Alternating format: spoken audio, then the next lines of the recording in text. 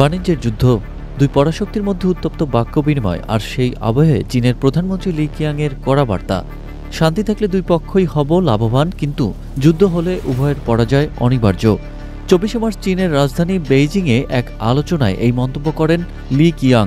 সম্প্রতি আমেরিকা চীন পণ্যের উপর অতিরিক্ত শুল্ক চাপানোর ঘোষণা দিয়েছে, পাল্টা পদক্ষেপের বার্তাও দিয়ে রেখেছে চীন।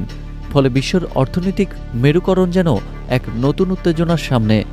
লি কিয়াং স্পষ্টই জানিয়েছেন, ওয়াশিংটন ও বেইজিংয়ের সম্পর্ক এখন এক গুরুত্বপূর্ণ সন্ধিক্ষণে।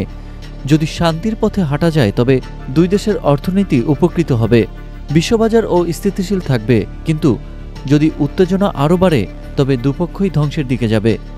চীনা প্রধানমন্ত্রীর বক্তব্য সংঘাত নয়, সংলাপই একমাত্র তার পথ।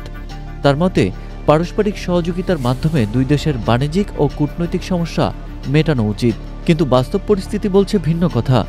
ডোনাল্ড ট্রাম্পের আমলে শুরু হওয়া শুল্ক যুদ্ধের রেশ এখনও টানটান, আর চীনও কৌশলগত জবাব দিতে প্রস্তুত।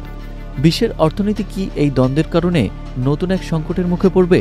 বিশ্লেষকরা বলছেন, সামনের দিনগুলো রীতিমতো নজরকাড়া হতে চলেছে।